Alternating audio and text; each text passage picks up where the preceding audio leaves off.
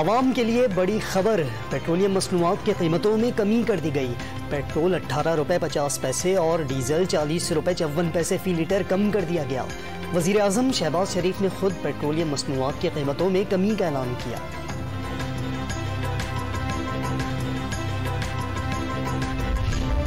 वफाकी काबीना का इजलास कल तलब, बिजली और गैस की कीमतों में इजाफे का फैसला होगा।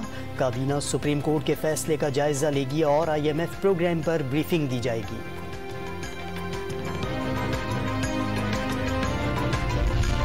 सदर आरिफ अलवी और कासिम सूरी ने इमरान खान के ज़ाती मुलाजिम का किरदार अदा किया।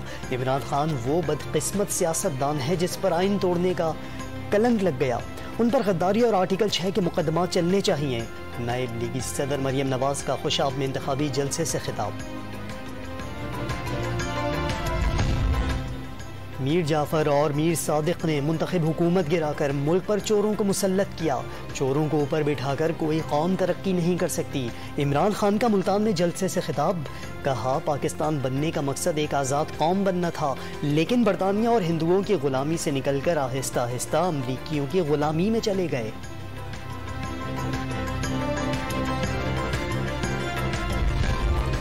नून लीग सदर आरिफ अलवी को हटाने के लिए सरगर्म, मवाख़ज़े के लिए करारदाद सेनेट में जमा करा दी।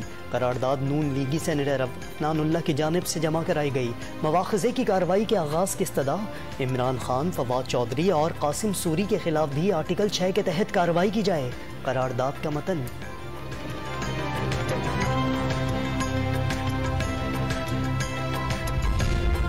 और लसबेला में बेला को नदी में तोग़ियानी, सैलाबी रेला कोयटा कराची रोड से बहने लगा।